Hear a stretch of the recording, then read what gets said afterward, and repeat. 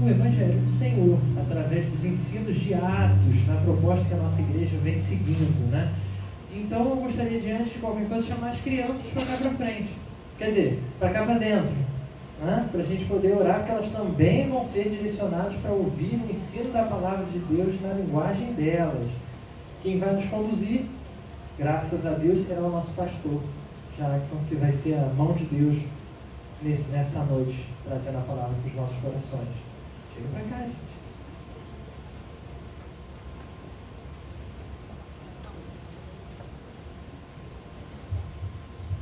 Pai, nós te agradecemos por esse momento, Deus. Nós te agradecemos porque a tua graça nos alcançou, Pai.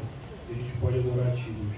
Nesse momento eu venho te pedir que o Senhor abençoe nossos corações, Pai. Que nossos ouvidos estejam atentos, Pai, à tua palavra, Deus. Que tudo que o pastor venha falar aqui, Pai, seja da tua vontade para nossas vidas, Pai. Abençoa também o culto das crianças, Pai. Que eles possam ouvir a tua palavra, Pai. Que eles possam guardar a tua palavra no coração deles, Pai. Para que eles possam permanecer nos teus caminhos, Pai, de acordo com a tua vontade. Isso eu oro no nome do seu Filho Jesus, Pai.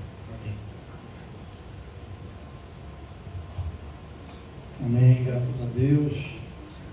Deus abençoe aí as nossas crianças. Vamos estar aqui desabrindo a palavra de Deus. Atos, capítulo número 17. Atos 17, a partir do versículo 1. E se você deseja receber a Bíblia para poder acompanhar a leitura e a explicação, só levantar sua mão. Nossas meninas da recepção já estão aí atuando. Atos, capítulo de número 17, a partir do versículo 1. Vou chamar aqui para nos ajudar nessa leitura, vou chamar a nossa irmã Keidman. Ela está aqui lendo. Vou chamar também nosso irmão Rodrigo.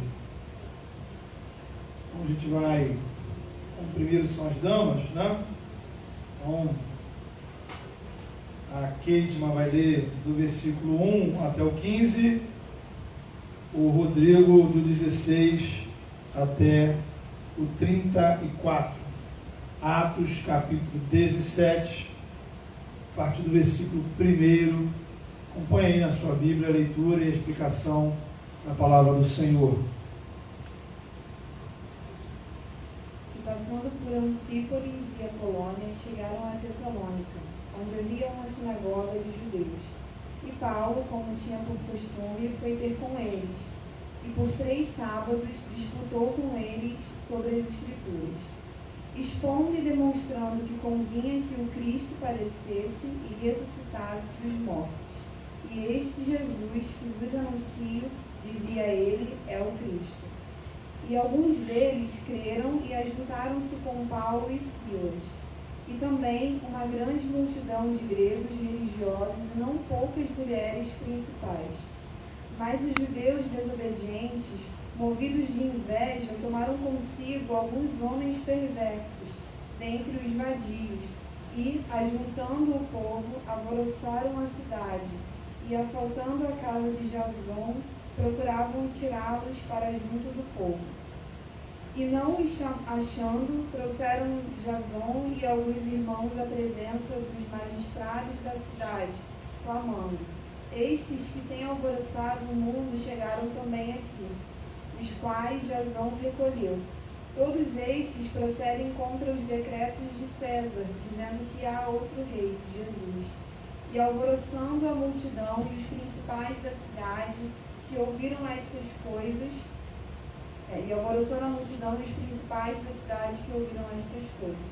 tendo, porém, recebido satisfação de Jason e dos demais, os soltaram. E logo os irmãos enviaram de noite Paulo e Silas a Bereia, e eles, chegando lá, foram à sinagoga dos judeus.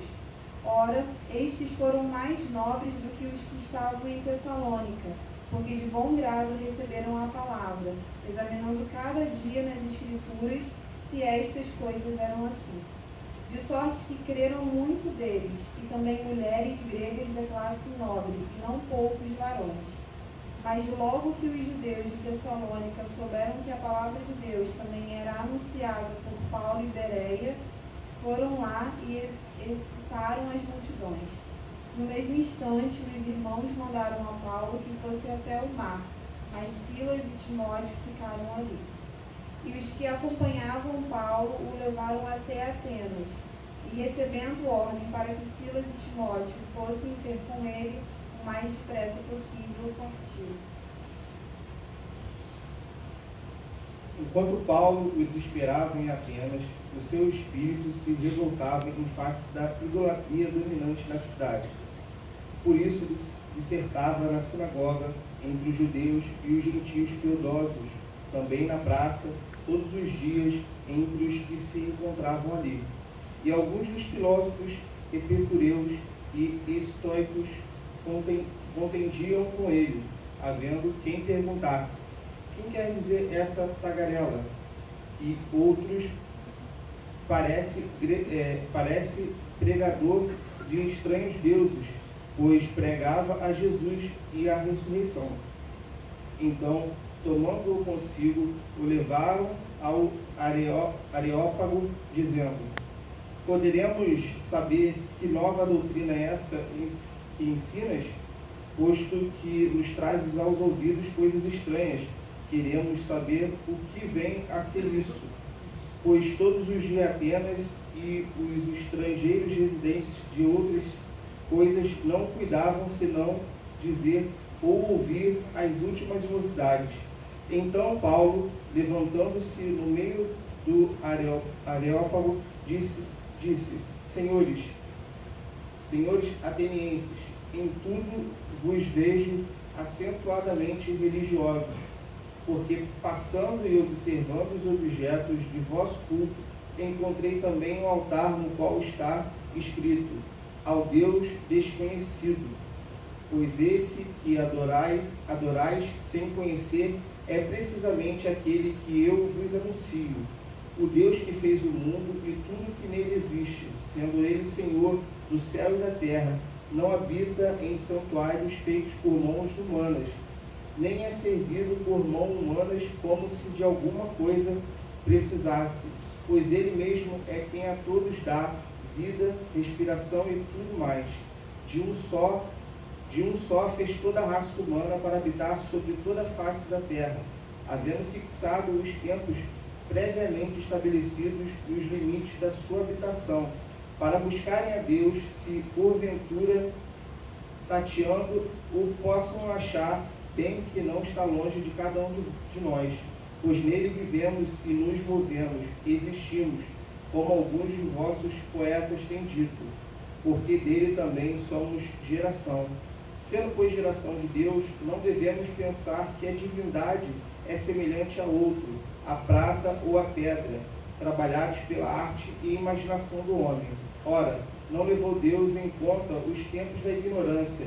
Agora, porém, notifica aos homens que todos em toda parte se arrependam, porquanto estabeleceu um dia em que há de julgar o mundo com justiça, por meio de um varão que destinou e acreditou diante de todos, ressuscitando-o dentre os mortos. Quando ouviram falar de ressurreição de mortos, uns escarneceram e outros disseram: a respeito disso te ouviremos noutra ocasião. A essa altura Paulo se retirou do meio deles. Houve, porém, alguns homens que se agregaram a eles e creram. Entre eles estava Dionísio, o Areopagita, uma mulher chamada Damaris, e com ele outros mais. Amém. Obrigado aí pelos nossos irmãos. Queridos, temos aqui o caminho de Paulo, caminho missionário de Paulo, em 3 cidades da Grécia. Paulo ele vai passar aqui pela cidade de Tessalônica, pela cidade de Bereia e pela famosa cidade de Atenas. Veja que um dos livros, que a gente tem no Novo Testamento, aliás, 2 livros são chamados as Cartas aos Tessalonicenses. Os tessalonicenses eram os cristãos da cidade de Tessalônica, igreja que foi fundada exatamente nessa viagem, nessa visita de Paulo aqui na cidade. E na medida que Paulo vai passando por essa cidade, ele vai encontrando pessoas que têm diferentes opiniões sobre Deus. É um quadro assim, muito parecido com o que encontramos no nosso país, na nossa sociedade, né? São pessoas que tiram conclusões espirituais, conclusões sobre Deus, com base no que outras pessoas falam. Isto é, a pessoa desenvolve uma espiritualidade equivocada, distorcida. Às vezes ela toma a conclusão de rejeitar Deus, mas ela nunca seriamente se propôs a de fato avaliar quem é Deus. Ela nunca sinceramente se propôs a investir num relacionamento com Deus. Então a pergunta é, você já fez esse desafio pessoal? Bem, eu quero conhecer Deus. Eu quero conhecer o relacionamento que Ele propõe para a minha vida. As suas opiniões espirituais, elas são baseadas no quê? No que você acha? No que disseram para você? No que você ouviu na internet? Então esse texto, ele te convida a uma reflexão. Conhecimento de Deus. Refletir seriamente sobre o conhecimento de Deus e como este conhecimento afeta o nosso relacionamento com Ele. Bem, para início de conversa, para eu poder entender ou compreender quem é Deus, eu preciso me basear na revelação que Ele fez de si mesmo. Então Deus nos deu um guia para o conhecermos. Está aí nos versículos 2 e 3. Paulo chega na cidade, o que ele faz? Ele abre a Escritura e a partir da Escritura começa a expor Jesus Cristo. Então Paulo não chegava lá e começava a discursar com base no seu conhecimento, na sua inteligência, no que ele achava da vida, nas suas experiências espirituais do passado. Isto é, a primeira base para eu conhecer quem é Deus é a própria palavra, a Escritura, palavra que o próprio Deus revelou. Pessoas foram inspiradas por Deus para registrarem por escrito, de modo que esse livro que você tem aí na sua mão, no seu celular, chamado Bíblia, não é uma coisa inventada pela igreja, pelos cristãos, não é invenção nem de católicos nem de evangélicos. A Bíblia é o conjunto de escritos que ao longo dos séculos o próprio Deus inspirou pessoas a registrar. Pessoas inspiradas pelo Espírito Santo, que registraram o que Deus estava falando e fazendo. E porque esses textos, então, são inspirados pelo próprio Deus, a revelação de Deus, eles são autoridade espiritual para a sua vida. Tudo que nós devemos fazer, tudo que nós devemos acreditar, é o que nós chamamos de a nossa regra de fé, o que eu creio, e a nossa regra de prática, o que eu vivo.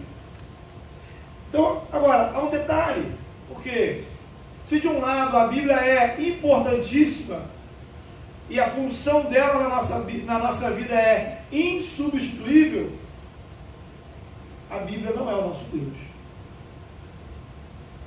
Não nos reunimos para adorar a Bíblia. A Bíblia como livro não tem poder para me salvar. A Bíblia é um meio, não um fim em si mesma. Ela é um caminho para eu encontrar aquele que sim, Ele tem o poder para me salvar. Ela me leva ao encontro daquele que eu preciso adorar. Através da Bíblia conhecemos Jesus. Paulo abria as Escrituras para contar para as pessoas, olha, este livro, esta palavra, fala de um Salvador e o nome dele é Jesus. Ele é o Filho de Deus que morreu na cruz pelos meus pecados. E não ficou morto, ressuscitou. Deus o ressuscitou dos mortos. Ele venceu a morte, venceu o pecado, venceu o diabo, venceu o mundo. Então, Eu preciso da Bíblia para conhecer quem é Deus, o amor dele para a minha vida, o plano, o projeto dele para as nossas vidas. E a Bíblia conta uma história, né? Uma história. Em primeiro lugar, todos somos criação de Deus, nos rebelamos contra esse Criador. É o que a Bíblia chama de pecado. O que é pecado? Pecado é a rebelião da humanidade contra o Deus Criador. Por conta dessa rebelião, perdemos o relacionamento, a comunhão com o Senhor, passamos a um estado de morte espiritual, estamos debaixo de condenação. E essa mesma Bíblia mostra que esse Deus, ao invés de me condenar, que era o que eu merecia, ao invés de desistir de mim, que é o que ele poderia ter feito, ele resolveu nos salvar. Esse é o amor de Deus. Ao invés de exigir, ele se entregou. Ao invés de pedir, ele se sacrificou por você. Assim, queridos, através da vida, da morte, da ressurreição de Jesus, nós podemos ser reconciliados com Deus. Tudo que Deus tem para a sua vida chega em você através de Jesus.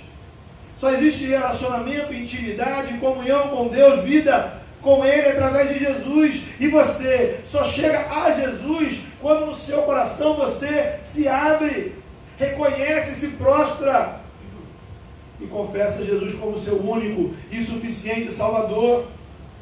Quando você entende isso para Deus assim: olha, eu preciso dessa salvação que o Senhor tem para a minha vida, eu sozinho não consigo. Então, queridos, algumas lições práticas. Primeiro, a sua visão sobre Deus não pode estar baseada em opiniões, nem muito menos em coisas que disseram para você. A sua opinião sobre Deus precisa estar baseada na palavra. A nossa fé não está fundamentada em igrejas, em líderes religiosos, nem em opiniões pessoais. A pergunta que você deve responder é: o que a palavra, a Escritura, me diz acerca da vontade de Deus? Por isso, ao chegar nas cidades, era isso que Paulo fazia. Não tenha medo, veja isso, não tenha medo de conferir na palavra o que ensinam para você. Foi o que os judeus de Beré, da cidade de Beré, fizeram, está aí no texto. Tem muita gente por aí, veja você, vivendo uma espiritualidade doente, supersticiosa, fazendo coisas sem pé nem cabeça, vivendo uma vida vazia, porque não fazem isso aí que o pessoal de Beré fazia. Ah, eu estou fazendo o que o líder mandou fazer. Ah, eu vi um vídeo na internet que me ensinaram isso. A igreja X ou Y ensinou. Você conferiu na palavra? Guarde esse princípio. Nenhuma igreja, nenhum líder, nenhum pastor está acima da palavra. Devemos sim, sempre respeitar os nossos líderes, ainda que a gente não concorde com eles. Mas devemos seguir suas orientações apenas e tão somente quando elas estão em conformidade com a palavra. Agora, atenção, isso não pode me levar a um outro extremo, que é um estado de arrogância, uma atitude de arrogância espiritual. Tá? Faço questão de enfatizar, tem pessoas que criam uma atitude arrogante, achando assim: olha, eu não preciso de ninguém, eu tenho a Bíblia, eu tenho Jesus, para que a igreja? E aqui há vários equívocos e mentiras envolvidos. A forma de espiritualidade que a Bíblia propõe, sempre o relacionamento com Deus, ele é vivenciado em comunidade. Ser cristão é fazer parte do povo de Deus. Ser cristão é viver o relacionamento com Deus em uma comunidade chamada igreja.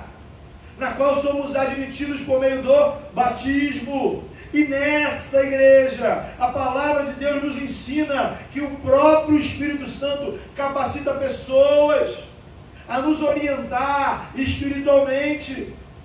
Veja que a primeira atitude, ou uma das primeiras atitudes de Jesus ao estabelecer a sua igreja aqui na terra, foi designar para ela líderes, 12, os apóstolos. E quando Jesus completa a sua obra aqui na terra, sobe aos céus, e os apóstolos vão pregando o evangelho, e na medida que novas igrejas vão surgindo, o que eles vão fazer? Designar líderes. Assim, não existe no Novo Testamento igreja sem líder. De modo que o que muitas pessoas querem viver é um cristianismo onde elas são pastoras de si mesmas,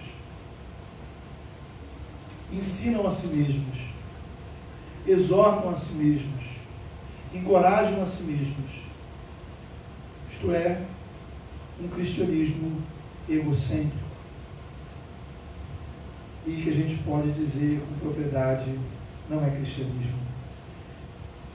Ser cristão, queridos, é se submeter à palavra, a Jesus, e contar com o apoio de pessoas que Deus coloca no nosso caminho, para nos orientar, nos abençoar, ser suporte para a nossa vida. E a palavra também estabelece a forma como a gente se relaciona com estes líderes, e eles conosco. O problema aqui é que às vezes, aliás, existe nos dias atuais, para muitos cristãos, uma certa aversão à palavra líder, né? Para muitas pessoas, liderança na igreja é uma forma ditatorial de alguém mandar na gente. Só que estão errados os líderes que agem assim, porque existem, quanto também as pessoas que pensam assim sobre liderança. Na Bíblia, liderança é servir. Jesus é o nosso modelo, Ele é o nosso referencial. Ele era o líder dos apóstolos. Como é que ele lidou? Lavou os pés. Liderança é reconhecer que Deus, por meio do Espírito Santo, capacita pessoas a desempenharem funções específicas no corpo de Cristo. E essas pessoas não estão aí para mandar na gente, mas para literalmente, para nos servir espiritualmente. Ser igreja é justamente servirmos uns aos outros. Trabalhar no reino, participar do reino é servir, não é mandar em ninguém. Dom espiritual é a capacitação de Deus de servir. E justamente porque é um serviço, precisamos aprender a honrar aqueles que nos servem espiritualmente. Tem pessoas que oram por você todos os dias. Tem pessoas que, através do serviço delas, abençoam a sua vida profundamente. Essas pessoas devem ser honradas. Você não é obrigado, querido, a seguir nenhum líder se ele não tiver um compromisso com a palavra. Você não é obrigado a ficar em nenhuma igreja se você não se sentir bem. Você pode trocar de igreja, pode trocar de líder. Existem trilhões de igrejas. Você não pode trocar o fundamento da sua fé. E esse fundamento não pode ser os seus gostos e opiniões pessoais. Compreende? O meu fundamento precisa ser a palavra de Deus. Ler a palavra, ouvir a palavra, não para confirmar o que eu penso, não para selecionar os versículos que concordam comigo, mas para humildemente me colocar diante do Senhor, a fim de que Ele me oriente, me corrija, me ensine. Um exercício para você: qual foi a última vez que você, ouvindo a palavra, tomou a decisão de corrigir alguma coisa na sua vida?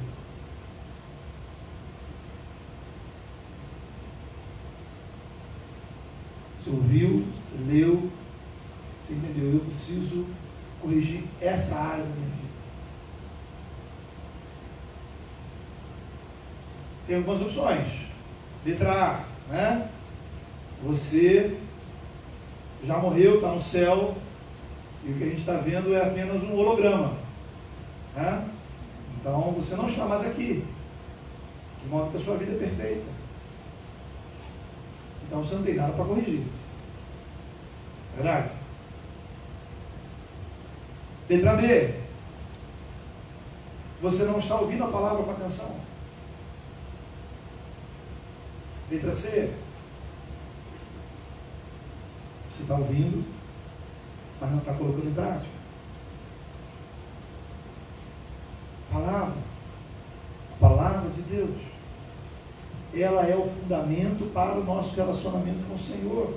E o segundo fundamento é a nossa fé em Jesus. Veja que os crentes lá de Bereia acompanhavam, enquanto Paulo estava anunciando, acompanhavam o que Paulo pregava com a palavra. E na medida que percebiam a consistência, eles se rendiam a Jesus. Não adianta eu ler a palavra e não me prostrar diante de Jesus. Tem gente que conhece um monte de versículos da Bíblia, sabe uma série de informações sobre a Bíblia, tá? Sabe a descendência de Jesus de trás para frente, o bisavô do tataravô, da sogra do filho que morreu, que morou no tal lugar, mas não está vivendo nenhum relacionamento com Deus através de Jesus. Sem Cristo não há salvação.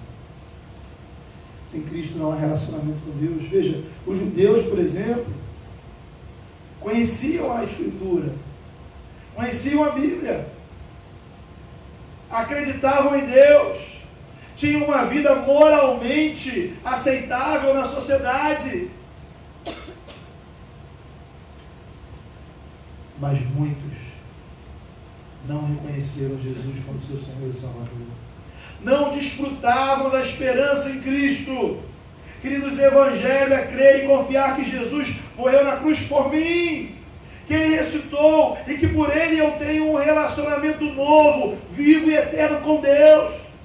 É viver a minha vida e toda a minha vida em todas as áreas, tendo Ele como meu paradigma. Pois bem, nas duas primeiras cidades, ou seja, em Tessalônica e em Bereia, Paulo lidou diretamente com os judeus. Agora Paulo vai para a terceira cidade, que é a cidade de Atenas. E aí Paulo lida com um público diferente. Atenas era o centro cultural do mundo daquela época. Era como se Paulo estivesse assim, em Nova York, ou em Londres, ou em Paris, uma dessas cidades. Paulo estava num lugar onde o conhecimento era cultuado. Tá? Atenas era como se fosse uma universidade a céu aberto, lugar de discussão de ideias.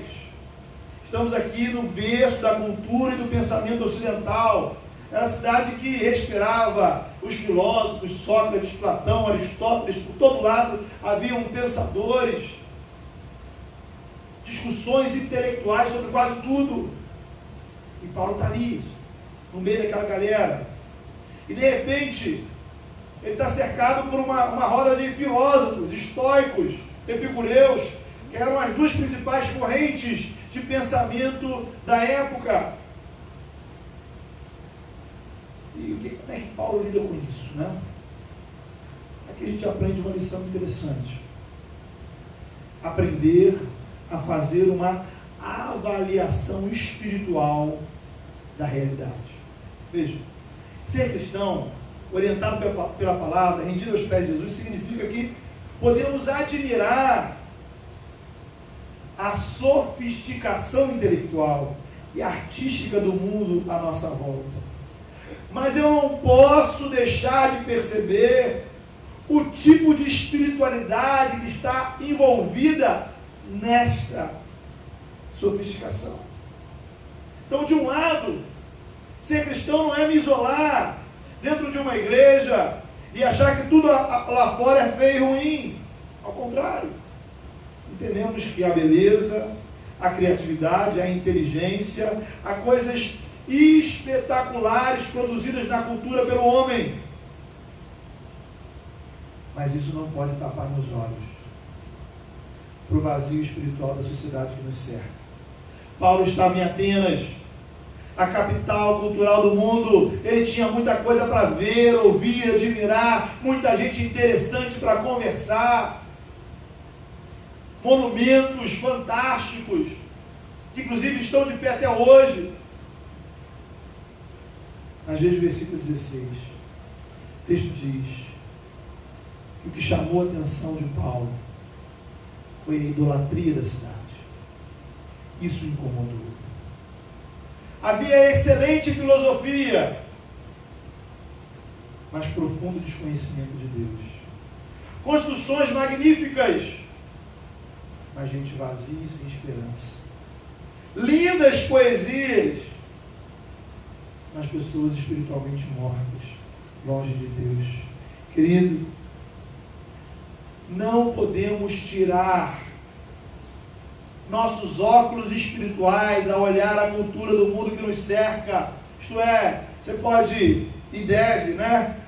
Ouvir músicas, ler livros, ver filmes, conhecer museus, e pela sua vida inteira você não vai conseguir consumir tudo que o ser humano já produziu. Não há pecado nisso. Por sinal, nesse texto, nesse discurso feito em Atenas, Paulo cita 2 poetas gregos. Aliás, abre parênteses, há certa tendência em alguns cristãos em achar que nós só podemos encontrar coisas de Deus naquilo que é intencionalmente feito por cristãos. Isto é, se não é cristão, é do mundo, está contaminado. É um pensamento antibíblico, irmãos. Porque Deus distribui inteligência, criatividade, capacidade a toda a raça humana, não apenas aos cristãos. Existe uma doutrina para isso, chamada graça comum. Você imaginou? Se a gente fosse usar apenas produtos produzidos por cristãos, né? Aí imagina a cena, você vai pegar um avião. Você chega na fila e pergunta assim: quem vai ser o piloto? É crente, convertido, frequenta com a igreja, está em comunhão, senão não é. Quem produziu esse avião? Oraram antes? Não existe isso. Por outro lado, existem lampejos de verdade, da verdade de Deus em tudo que é produzido pelo homem, na música, na literatura, no cinema, na arquitetura, na ciência, da mesma forma como Paulo encontrou verdades de Deus em poetas gregos incrédulos. O nosso desafio é ter o discernimento espiritual para separar a verdade da mentira, maturidade espiritual para usar qualquer coisa segundo a vontade de Deus de uma forma que o honre. Isto é o exemplo da faca. Não importa quem fez a faca, a questão é como é que você vai usar. Se você vai usar para fazer comida ou para matar alguém. Compreende? Quem fez a faca, quem planejou a faca, quem participou da produção da faca, não faz a menor diferença. A questão não é quem escreveu o livro, mas como eu analiso o conteúdo daquele livro em conformidade com a minha fé em Jesus. A questão não é quem fez o filme, quem produziu a música. É como isso afeta o meu relacionamento com Deus. Há um princípio antigo que diz: a verdade é sempre a verdade de Deus, independentemente de onde eu encontro. Então, queridos, não deixe que a beleza da cultura humana te engane. Ela não produz salvação. A sofisticação artística e intelectual não trará as respostas espirituais que você precisa. Nada contra a arte, não devemos menosprezá-la, porém eu não devo achar que ela seja espiritualmente neutra. Nada nesse mundo é. A beleza daquilo que é a beleza e a criatividade do que é produzido pelo homem, não pode me cegar espiritualmente. E o mesmo que a gente está falando aqui da cultura, vale, por exemplo, para a prosperidade econômica, né? É algo que também mexe com os nossos olhos, a riqueza, o que o dinheiro proporciona. Não se engane, não se iluda. Lá no livro de Apocalipse, Jesus vai dizer à igreja de Laodiceia, né? Uma igreja rica, uma igreja abastada, e Jesus vai dizer: olha, vocês têm riquezas, mas espiritualmente vocês são infelizes, miseráveis, pobres, cegos, nus. A riqueza do mundo não pode cegar a minha fé. O mesmo raciocínio também vale para a religiosidade, né? Há uma tendência da nossa cultura de valorizar a fé, não importa a fé em quê. Né? Há uma música antiga que diz assim: a arte de viver pela fé, só não importa a fé em quê, só não se sabe fé em quê. E aí? Paulo não ficou impressionado com o fervor religioso dos atenienses. Era uma cidade cheia de templos, era uma cidade cheia de altares, era uma cidade que tinha culto o dia inteiro, mas isso não emocionou nem impressionou Paulo, porque o único caminho entre nós e o Deus Criador é Jesus. Templos, ídolos, altares, qualquer exercício religioso, por mais emocionante que ele seja, humanamente falando, não me leva ao encontro com Deus.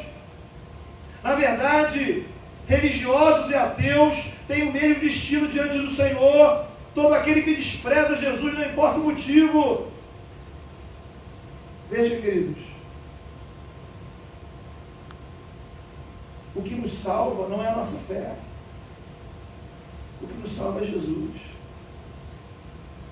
Fé por si, não basta você acreditar, ser uma pessoa elevada espiritualmente, uma pessoa que tem um coração de fé, de acreditar, de buscar. Isso não te leva a lugar algum se não tiver Jesus.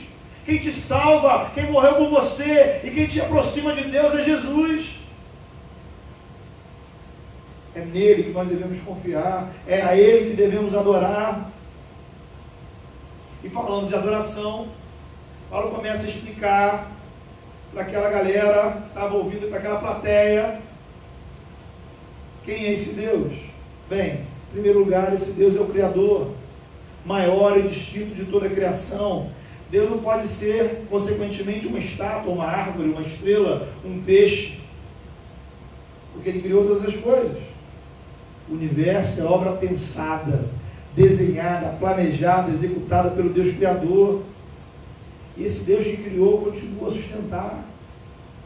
Existem leis na natureza que o próprio Deus colocou, mas o Criador continua a intervir, continua agindo. Por isso ele vai afirmar aí no texto: nele nós vivemos, nos movemos e existimos. A história humana não passa pela ação de deuses, espíritos ou pela força dos astros, né? Curiosamente, o horóscopo continua na moda. Será que um cristão pode consultar o horóscopo? Você já viu o que o seu signo diz para os últimos dias? E a questão é: será que os acontecimentos da minha vida estão determinados pela posição das estrelas? Pela conjunção dos planetas? Ou pela ação daquele que criou as estrelas e os planetas? O que será decisivo para os meus próximos dias? A fase da lua? Ou o meu relacionamento com Jesus, por meio de quem Deus criou a lua, o sol, as estrelas e tudo mais? Palavra. Deus é o Criador. infinitamente maior do que a criação. Por isso Paulo vai dizer, nenhuma construção humana pode contê-lo. Observe, Deus não precisa de templos, porque Ele é maior do que qualquer construção humana. Nós precisamos de templos. Deus não procura templos, Deus procura adoradores. Quando eu me torno adorador, eu me torno templo. Igrejas não são templos. Igrejas são comunidades de adoradores. Por isso, você individualmente se torna templo quando se rende aos pés de Jesus. E aí o Espírito Santo passa a habitar na sua vida. E aí a partir da sua vida, não importa onde você esteja, você pode adorar o Senhor. Agora, eu sou templo, mas sozinho eu não sou igreja. Porque igrejas são comunidades. Então o processo é, você precisa ouvir o Evangelho, o seu coração é aberto, você crê em Jesus, se entrega a Ele, sua vida vira templo. E aí você é chamado a fazer parte do corpo de Cristo, ser comunidade, ser igreja, e caminhar com outras pessoas para adorar o Senhor. Bem, queridos, eu comecei esse texto falando que Paulo passou por 3 cidades, tentando ver, encontrando pessoas que tinham fé, pessoas que eram pessoas de fé, podemos dizer na linguagem de hoje, né? Eram pessoas espiritualizadas, mas eram pessoas que não conheciam o verdadeiro Deus, que tinham opiniões sobre Deus, coisas que aprenderam, ouviram falar, chegaram a conclusões. E Paulo então faz um exercício de apresentar o verdadeiro Deus para essas pessoas. E a mesma pergunta a palavra de Deus faz pela sua vida hoje. O seu relacionamento com Deus é baseado no quê? Na sua opinião? No que você ouviu alguém falar? No que a sua família pratica há gerações? No que você ouviu na internet, em algum lugar? Ou porque você foi convencido pela palavra de Deus, pela Escritura, a ter o encontro verdadeiro com o Filho de Deus, Jesus Cristo? O seu relacionamento com Deus é baseado na palavra. Você tem sido alguém que vive uma comunhão com Deus, orientado pela verdade da palavra? Isso nos leva a um outro ponto. A sua vida é um templo de adoração ao Senhor. Como é que você lida com a realidade? Será que a beleza do mundo, a sofisticação das ideias, tem te enganado, te iludido, te impressionado mais do que deveria? Feche seus olhos. Convido você a orar por você, orar pela sua comunhão com Deus, orar para que nós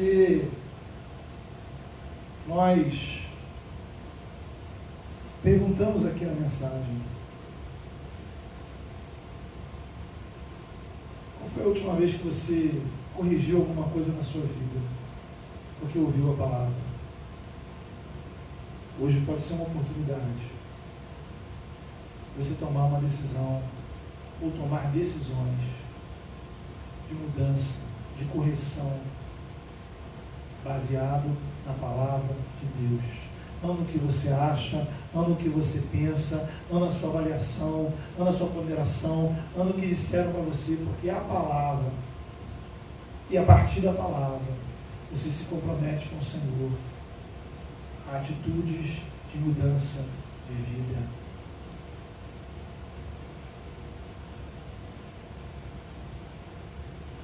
Senhor, nosso Deus e Pai, louvamos o Teu nome, Senhor.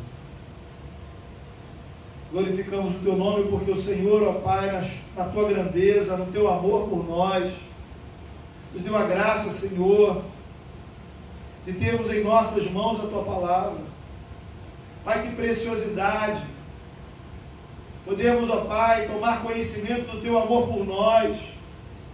Que preciosidade, Deus, tomarmos conhecimento da Tua grandeza e do plano do Senhor para as nossas vidas.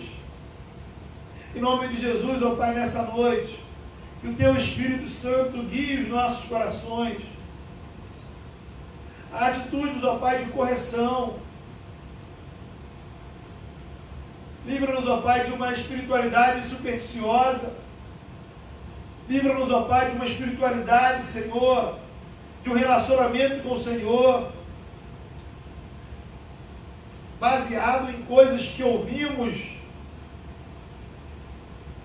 mas nos leva, assim, uma experiência pessoal de convicção diante da Tua palavra. Em nome de Jesus, ó Deus, nos faça curvar o nosso coração diante da autoridade de Jesus, diante da autoridade da Tua palavra, e que a partir da Tua palavra possamos nos prostrar em Cristo Jesus, entregar o nosso coração ao Senhor, e a partir de Cristo experimentar salvação e transformação em nossas vidas. Ah, Senhor,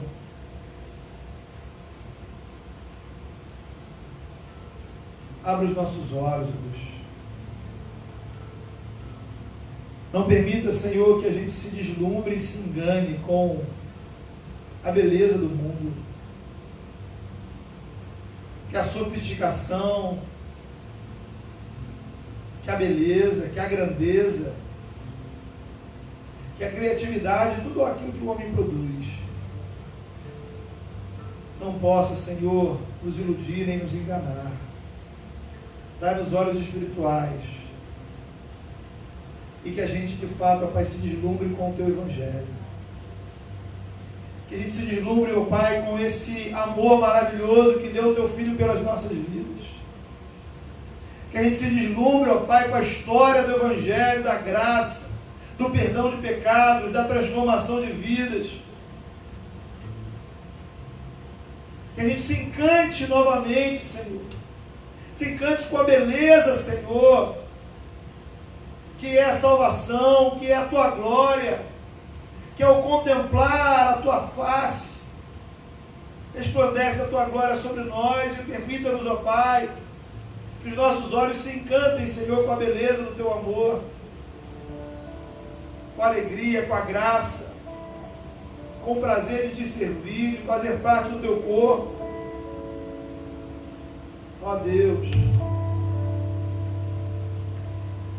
livra-nos da idolatria, livra-nos da superstição, livra-nos dos enganos, livra-nos das ilusões.